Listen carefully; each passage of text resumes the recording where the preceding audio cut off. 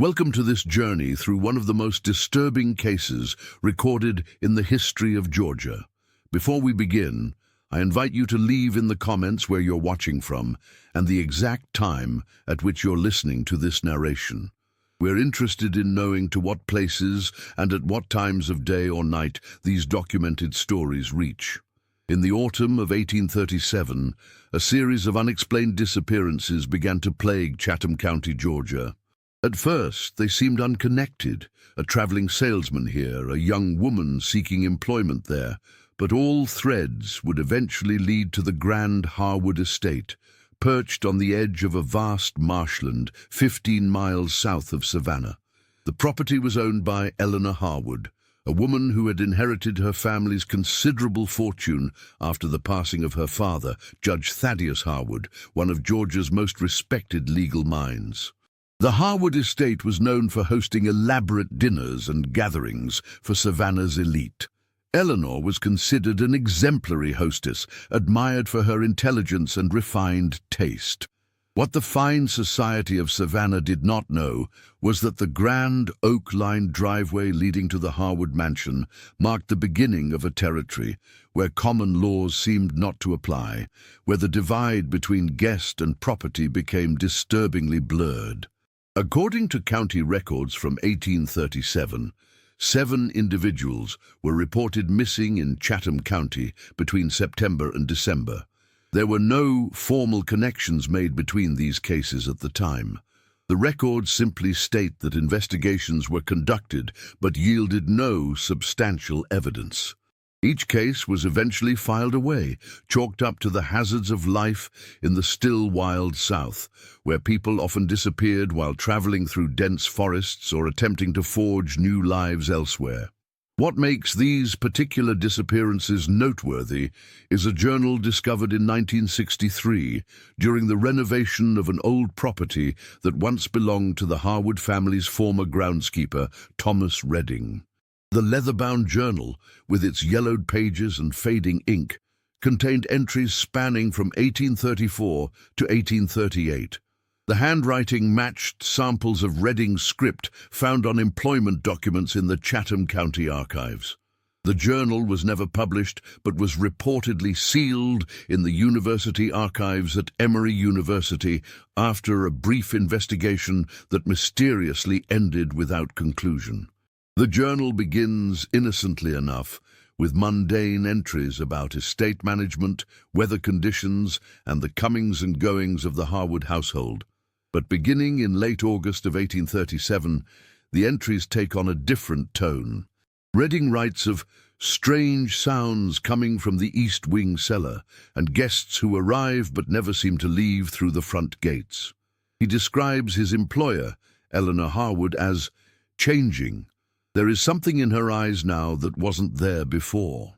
A passage dated September 23, 1837 reads, "Miss Harwood requested I prepare the old storage rooms in the east wing. When I asked what for, she merely smiled and said, 'For long-term guests. I've been instructed to reinforce the doors and add new locks. The carpenter was told to install smaller windows, too small for a person to fit through. I don't like this work. I don't like it at all.'"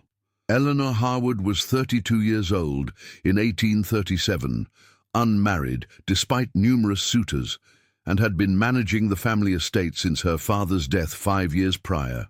County tax records show the Harwood plantation was one of the most profitable in the region, producing rice and cotton through the labor of more than 100 enslaved persons. Eleanor's father had been known as a harsh but not unusually cruel slave owner by the standards of the time. What local historians have found unusual, however, was Eleanor's management style after her father's death. According to ledgers kept by the plantation overseer William Hughes, Eleanor took a far more direct and personal interest in the discipline of the enslaved workers than most women of her station typically would. Hughes' records indicate that Eleanor would often observe punishments and occasionally dictate specific methods. One entry from 1836 simply states, "Miss Harwood insisted on being present for the whipping of Jonah. She watched without expression. Afterward, she told me it was insufficient and had me continue until the man could no longer stand. I have never seen such coldness in a lady. These documents paint a picture of a woman who, behind the veneer of southern gentility, harbored a disturbing fascination with power and control. But it wasn't until the autumn of 1837 that Eleanor's darker inclinations apparently evolved into something far more sinister. According to Reading's journal, the first special guest arrived in late September, a young man who had come to the estate seeking employment as a tutor. He was ushered into the main house and, according to Reading, was served dinner with Eleanor in the formal dining room. Reading wrote, "The young man, Mr. Sullivan from Boston, seemed impressed by Miss Harwood's knowledge of literature and philosophy. She was most charming. After dinner, she asked me to bring brandy to the study. That was the last time I saw Mr. Sullivan in the main house. 3 days later, I heard sounds coming from the East Wing cellar, like someone pounding on wood." Over the next 3 months, Reading documented 6 more individuals who came to the estate.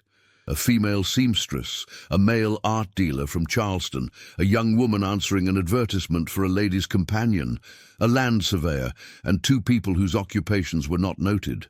In each case, the pattern was the same. They were received graciously, dined with Eleanor, and then seemingly vanished. But they hadn't left the property. Reading's journal suggests that Eleanor had created her own private collection of people, individuals who were neither family nor traditional servants, but who occupied a terrible new category she had devised. "Today I was instructed to deliver food to the East Wing," Reading wrote in late October. Miss Harwood unlocked the series of doors herself. "I saw them, 3 of them at that point, in separate rooms. They were dressed in plain white garments like hospital gowns. Their heads were shaved. They did not speak as we entered. They kept their eyes downcast."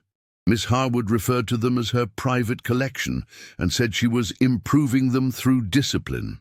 I was forbidden to speak of what I had seen. The journal indicates that Eleanor had developed an elaborate system of rules and punishments for her captives. They were forced to memorize poems, passages from books, or musical compositions, which they would have to recite or perform perfectly upon demand. Failures resulted in what Reading obliquely refers to as corrections. He never details these punishments explicitly, but his revulsion is clear in passages where he describes hearing sounds no human should make and finding bloodied rags when he was ordered to clean certain rooms. What makes the Harwood case particularly disturbing is the calculated nature of Eleanor's actions. This was not a crime of passion or momentary madness, but a methodically executed series of abductions and imprisonment. She selected her victims carefully, people who were transient, who would not be immediately missed, who had come to her seeking something, employment, patronage, or business.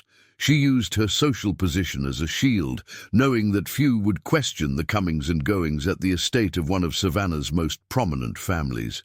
The climate of the pre-Civil War South created the perfect conditions for Eleanor's crimes. The institution of slavery had already established a social hierarchy where certain humans could legally own others. In this environment, Eleanor's actions, while still criminal, represented an extension of an already morally corrupt system rather than a complete aberration. She simply applied to white visitors the same principles of ownership and control that society had normalized for enslaved black individuals. The question that has haunted researchers is why? What drove this wealthy, educated woman to create her own private prison? Reading's journal offers some clues. He recalls overhearing a conversation between Eleanor and her captive art dealer, in which she said, "In here, you exist solely according to my design. Outside these walls, you were subject to the random chaos of an indifferent world. Isn't there comfort in knowing exactly what is expected of you, in being entirely known by another?" This suggests that for Eleanor, her actions may have stemmed from a pathological desire for complete control, not merely over the bodies of others, as slave owners had, but over their minds, talents, and spirits as well. She seems to have fancied herself as a kind of sculptor of human beings, reshaping them according to her vision. December brought a bitter cold to coastal Georgia, unusual for the region. Redding's journal entries become more frantic during this period. He describes how Eleanor's behavior grew increasingly erratic. She began spending entire days in the East Wing with her captives. The regular functioning of the plantation was neglected as she focused her attention on what she reportedly called her true purpose. On December 12th, Redding writes of a disturbing incident. Miss Harwood summoned me to the East Wing after midnight. She was in a state I had never seen. Her hair undone, her dress spattered with something dark. She was ranting about one of them being defective and resistant to improvement. She ordered me to help her move it from the room. I found the young woman who had come as a seamstress lying on the floor. She did not appear to be breathing. When I reached to check, Miss Harwood struck my hand away and said, "It's not your concern if the material is flawed." We wrapped the body in canvas. I was instructed to bury it in the North Marsh, where the ground doesn't freeze. This appears to be the first death among Eleanor's captives, but Redding's subsequent entries suggest it was not the last. By late December, he writes of being unable to sleep, tormented by what he had witnessed and his own complicity. He writes, "I have become a monster by association. My hands are not clean. May God forgive me for what I have allowed to happen." The final entry in Redding's journal is dated January 3rd, 1838. It reads simply, "I can bear this no longer. I have written everything down should someone inquire into these evil deeds. I leave this place tonight. May God have mercy on my soul, for I have dwelled in the house of the devil." What happened to Thomas Redding after he fled the Harwood estate remains unknown.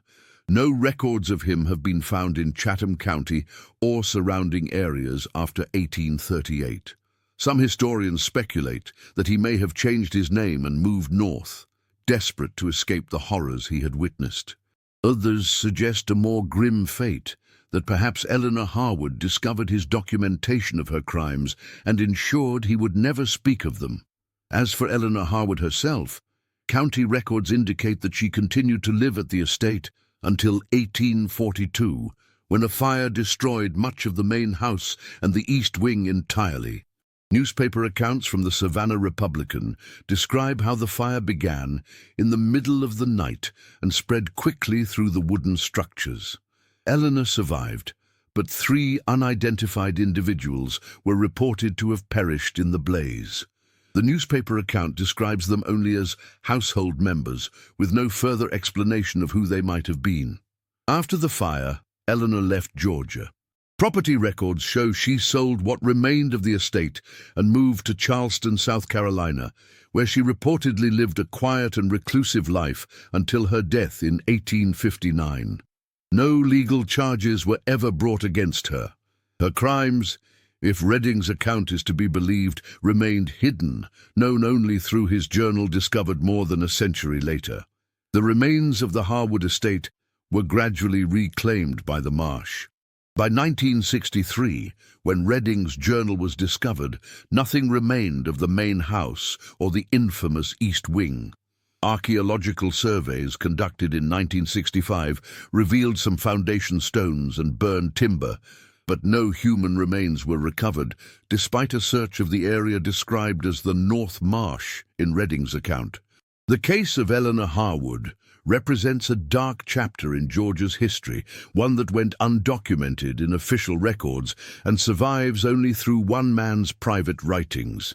It speaks to the ways in which power and privilege could shield even the most heinous actions from scrutiny, and how the dehumanizing institution of slavery created a moral framework in which someone like Eleanor could extend the concept of human ownership to a new and personal level of horror.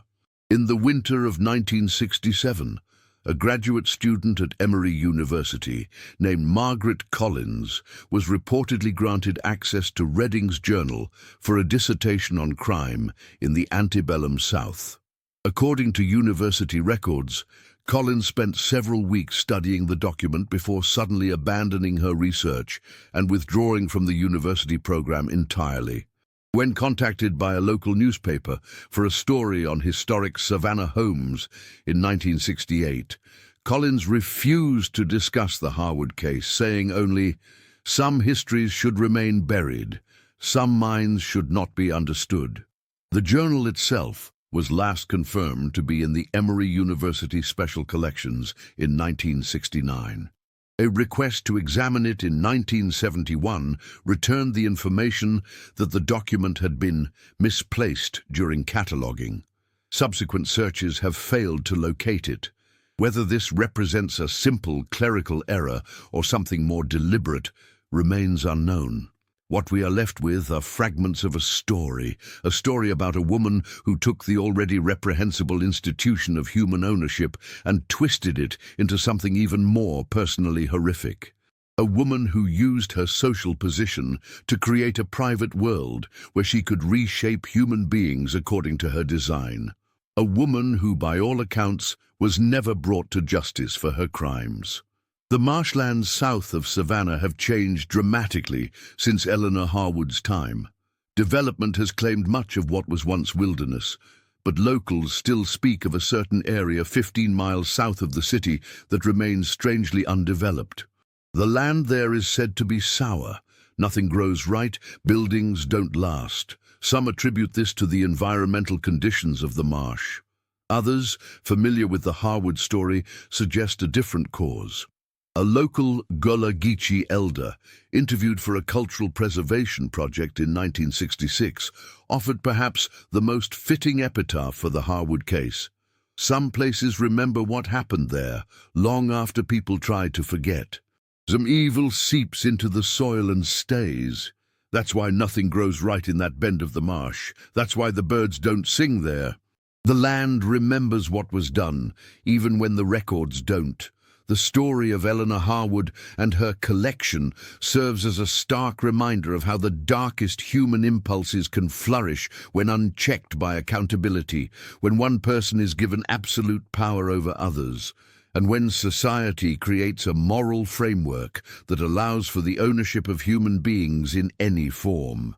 As the sun sets over the marshlands south of Savannah, one might look at the tall grasses swaying in the coastal breeze and wonder, how many other stories remain hidden there, known only to the land that witnessed them?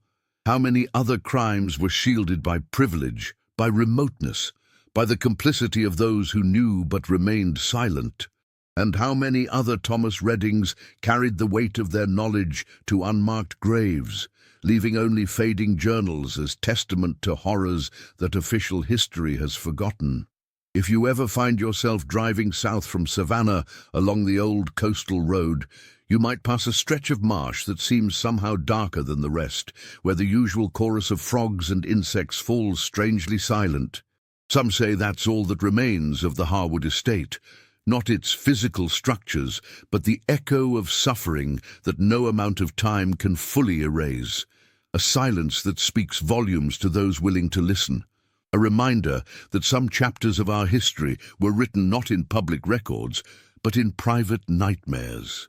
In 1968, a survey team working on a highway expansion project reported finding what appeared to be the remains of a small structure approximately where the Harwood East Wing would have stood. According to their field notes, they discovered a section of stone foundation and, beneath it, a small, sealed room containing several pairs of iron restraints anchored to the walls. The discovery was reported to the County Historical Society, but before a proper archaeological investigation could be conducted, the site was bulldozed as part of the ongoing construction. Whether this was due to bureaucratic oversight or deliberate obscuration remains unclear. The Harwood case reminds us that history is not just what is written in official documents or taught in classrooms. It is also composed of whispers, of stories too disturbing to be widely shared, of truths that powerful people work to conceal. Sometimes, the most revealing historical documents are those that were never meant to be historical at all. private journals, letters, the unguarded thoughts of those who witnessed darkness firsthand. Thomas Redding's final known words, scratched hastily on the last page of his journal, serve as both warning and lament. "I have seen what becomes of a person who believes others exist merely for their use. I have seen how such a mind works, how it justifies, how it transforms atrocity into purpose. And I fear not just for those who fell into her hands, but for my own soul, tainted by proximity to such evil. Some sins cannot be undone, some memories cannot be escaped. May God have mercy on us all." The story of the Harwood estate and Eleanor's collection has never been fully verified beyond Redding's account. It exists in that shadowy realm between documented history and dark legend. But perhaps that is where the most unsettling truths often reside, not in what can be definitively proven, but in what we fear might be true. In the possibility that behind the elegant facades of antebellum mansions, behind the carefully maintained veneer of southern gentility, there lurked horrors that few were brave enough to record and fewer still were willing to remember. As night falls over the Georgia marshlands, as the mist rises from the ground where the Harwood estate once stood, one might wonder, in a society that permitted the ownership of human beings, what other perversions of humanity might have flourished in the shadows? What other Eleanors might have existed, their deeds unrecorded, their victims unremembered? The wind through the marsh grasses sometimes sounds like whispers, like voices just below the threshold of understanding. Perhaps they are just the natural sounds of the coastal wilderness, or perhaps they are echoes of those who were erased not just from life, but from history itself, those who entered the grand front doors of the Harwood estate as guests and found themselves transformed into possessions, their very humanity denied by a woman who saw people as materials to be shaped by her will. In the end, the most haunting aspect of the Harwood case may not be what we know, but what remains forever hidden. Buried in unmarked graves, lost in uncatalogued archives, or consumed by the fire that ultimately claimed the East Wing and its secrets. Some doors, once opened, can never be fully closed again. Some knowledge changes those who possess it. Just ask Thomas Redding, who fled into the night and disappeared from history, carrying the burden of what he had witnessed. Just ask Margaret Collins, who abandoned her academic career rather than continue to delve into the darkness of Eleanor Harwood's mind.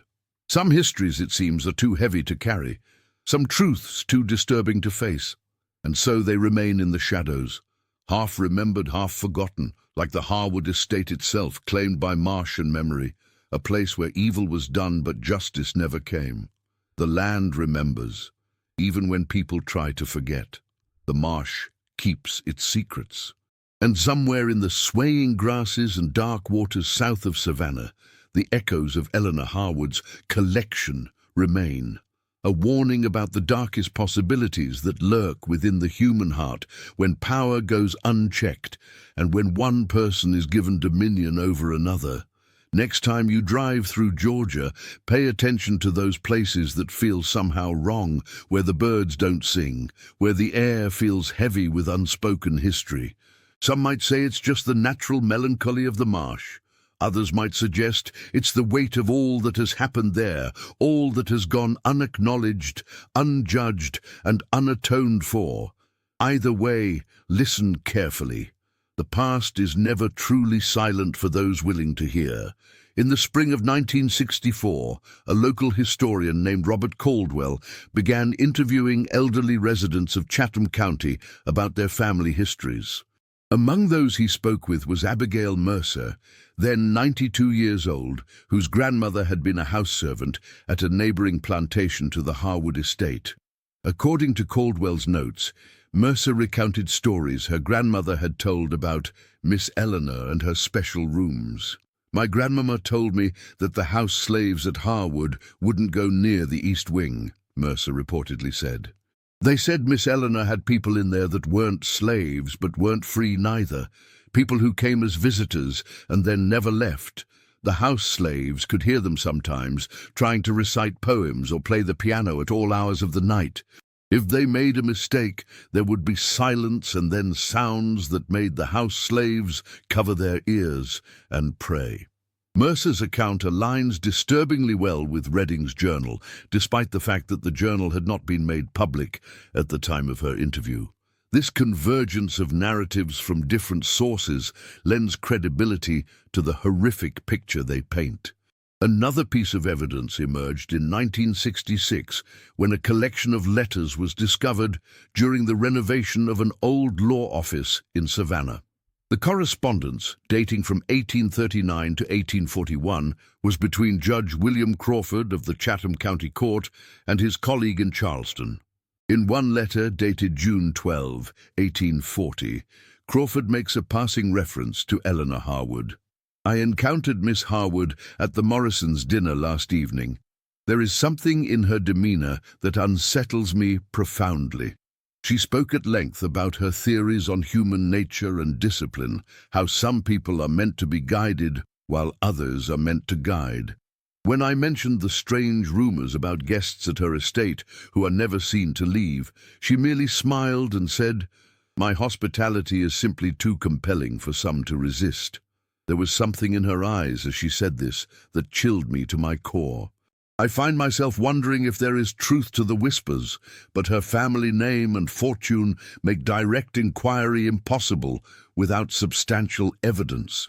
The letter suggests that even in her own time, Eleanor's activities had generated suspicion among certain members of Savannah society, yet her wealth and social position created a shield that prevented serious investigation. Judge Crawford's reluctance to pursue the rumors without substantial evidence speaks to the power dynamics that allowed Eleanor's crimes to continue unchecked.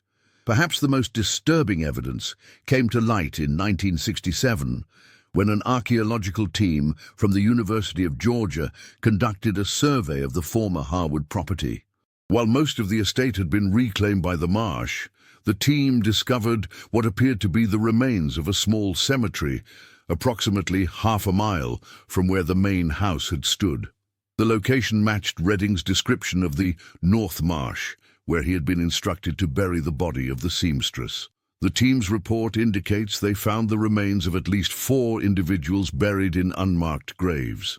The skeletons showed signs consistent with poor nutrition and, in at least 2 cases, evidence of healed fractures that suggested repeated physical trauma.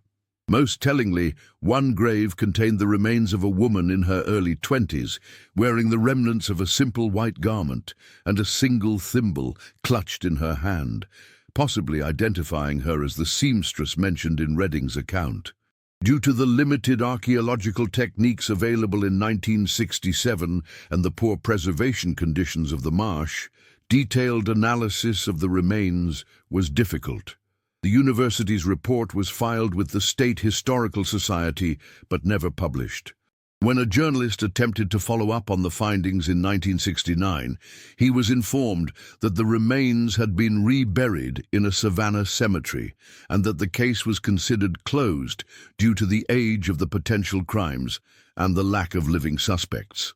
The abrupt conclusion of both the academic study of Redding's journal and the archaeological investigation has led some to speculate about a deliberate suppression of the Harwood story. Descendants of prominent Savannah families, some with connections to the Harwoods through marriage or business, held considerable influence in Georgia politics and academia in the 1960s. It is not inconceivable that pressure could have been applied to minimize a story that cast a shadow over their ancestral legacy. But perhaps the most compelling reason for the case's obscurity is simpler. The horror of what Eleanor Harwood did represents a particularly disturbing evolution of the already reprehensible institution of slavery. It serves as an uncomfortable reminder that the moral framework that allowed for human ownership created conditions where even more personal and idiosyncratic forms of domination could flourish. Eleanor Harwood took the central premise of slavery, that one human could own another, and adapted it to suit her own psychological needs. Rather than exploiting people primarily for economic gain as traditional slave owners did, she collected them for her personal entertainment and satisfaction. She created a private world where she could exercise absolute control, reshaping her captives according to her own vision of what they should be. This represents a form of evil that is difficult to categorize or comprehend. It exists at the intersection of institutional injustice and individual pathology, where the corrupt values of a society enable the darkest impulses of an individual to find expression. In 1968, a psychology professor from the University of North Carolina reviewed what was known of the Harwood case as part of a study on historical examples of captivity and control. His assessment was both clinical and chilling. What makes the Harwood case particularly disturbing is the apparent absence of traditional motivations for such crimes. There is no evidence of sexual sadism, financial gain, or conventional revenge. Instead, we see something more abstract, a fascination with dominion itself, with the reshaping of human beings according to one's personal aesthetic. In many ways, this represents a more profound negation of others' humanity than even traditional slavery, as it reduced people not to instruments of production, but to objects of personal artistic expression.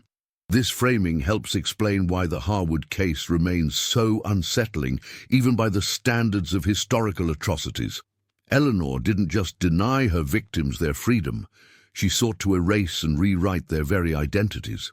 The white garments, the shaved heads, the forced performances and recitations all suggest an attempt to strip away individuality and replace it with her own vision of what these people should be. In this light, the East Wing of the Harwood estate represents not just a physical prison, but an ontological one, a place where people were not merely confined, but fundamentally redefined according to another's will. Fragments of this story have occasionally surfaced in popular culture. A 1972 novel titled The Collector's Rooms drew loose inspiration from the Harwood case, though it transplanted the setting to New England and added supernatural elements absent from the historical accounts. A 1989 documentary on unsolved crimes in the American South included a brief segment on the Harwood case, but was criticized by historians for sensationalizing the limited evidence and drawing unsupported conclusions. In 2006, a graduate student at Georgia State University attempted to revive academic interest in the case as part of a thesis on hidden histories of the antebellum South. Her requests to access any remaining documentation from the 1960s investigations were denied, with university administrators citing privacy concerns, despite the passage of more than 160 years since the events in question. This pattern of initial interest, followed by institutional resistance, has characterized the Harwood case throughout its limited historiography.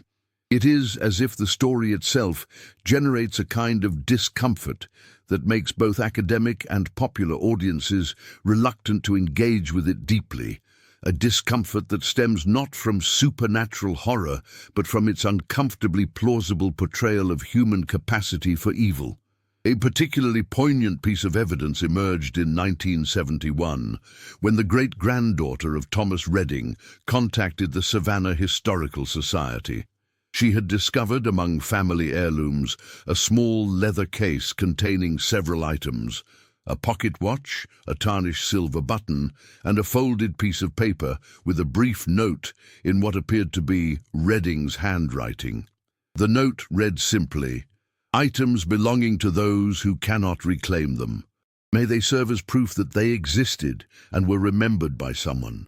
The button was identified as consistent with men's fashion from the 1830s, while the watch had an inscription on the interior reading, "To James Sullivan, from Father Boston, 1836.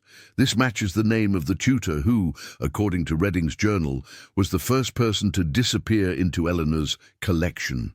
These small, personal items serve as perhaps the most tangible connection to the victims of the Harwood estate. They remind us that behind the historical narrative and psychological analysis were real people with lives, families, and futures, all cut short by their fateful decision to accept an invitation from a seemingly respectable woman in rural Georgia. What happened to Eleanor Harwood after she relocated to Charleston remains largely unknown. City directories list her as residing at an address on Trad Street from 1843 until her death in 1859. Newspaper accounts describe her as reclusive and eccentric, but there is no evidence that she continued her collection of people in her new location. Perhaps the fire at the estate and the narrow escape from discovery had made her more cautious. Or perhaps, as some psychologists who have reviewed the case have suggested, her compulsion was tied specifically to the Harwood estate itself, to the power she held there as the undisputed mistress of a remote domain. Her death notice in the Charleston Mercury was brief, mentioning only that she was the daughter of the late Judge Harwood of Georgia and that she had died after a brief illness. She left no children, and her remaining property was divided among distant relatives. None of her correspondence or personal papers from her Charleston years have survived, leaving a 16-year gap in our understanding of her life after leaving Georgia. This absence of information has led to speculation. Some have suggested that Eleanor might have continued her activities in a modified form, perhaps targeting slaves rather than white visitors to avoid the attention that would come with disappearances among her social class. Others propose that she might have channeled her controlling impulses into more socially acceptable forms of dominance, such as charitable work that allowed her to dictate the lives of the deserving poor. But without evidence, such theories remain speculation. The truth of Eleanor Harwood's final years died with her in 1859, buried in an unmarked grave in Charleston's St. Philip's Cemetery. Local records indicate that despite her wealth, her funeral was sparsely attended, and no epitaph was carved on her stone. Perhaps the most fitting postscript to the Harwood case came in 1973, when an elderly woman named Clara Mitchell was interviewed for a local history project in Savannah. Mitchell, then in her 90s, claimed that her grandmother had worked as a laundress for a family neighboring the Harwood estate. According to Mitchell, whenever her grandmother spoke of Eleanor Harwood, she would make a warding gesture and say simply, "Some people got a hunger that food can't satisfy." That hunger, for control, for dominion, for the power to reshape human beings according to one's will, lies at the heart of the Harwood case. It represents a particular manifestation of evil that feels at once historically distant and uncomfortably relevant to contemporary concerns about power and consent. In the marsh south of Savannah, few traces remain of the Harwood estate. Development has claimed much of the land, with suburban homes and shopping centers standing where rice fields once stretched to the horizon. But there is a small area, approximately 15 miles south of the city, that remains undeveloped, a patch of marshland that local builders reportedly avoid. A real estate agent interviewed for a 2012 article in the Savannah Morning News offered a practical explanation. The soil composition there is problematic for foundations. It's just not worth the engineering challenges when there's plenty of suitable land nearby. But older residents offer different explanations, speaking of bad feelings and heavy air. One elderly man, whose family had lived in the area for generations, put it more bluntly, "Some places remember what was done there. That marsh remembers what Miss Eleanor did to those poor souls." Whether one attributes such sentiments to superstition or to some more poetic understanding of how trauma leaves its mark on a landscape, they speak to a fundamental truth. The past is never entirely past. It lives on in records and recollections, in stories told and retold, in the reluctance to build where terrible things once occurred. The case of Eleanor Harwood and her collection stands as a dark chapter in Georgia's history, one that official narratives have largely overlooked, but that survives in fragments of evidence and in the oral traditions of those whose ancestors witnessed the evil that unfolded at the edge of the marsh. It serves as a reminder that behind the elegant facades of antebellum mansions, behind the romanticized images of southern plantations, there existed not just the institutional horror of slavery, but also more idiosyncratic evils. The private hells created by individuals who took the license granted by an unjust society and fashioned from it their own particular nightmares. In the whispering marsh grasses south of Savannah, in the gaps in official records, in journals discovered a century too late for justice to be done, the story of Eleanor Harwood and her victims persists. A cautionary tale about what happens when power goes unchecked and when one person is granted dominion over another. As you drive along the coastal highway, you might pass the unmarked spot where the Harwood estate once stood. There is nothing there now to commemorate what happened.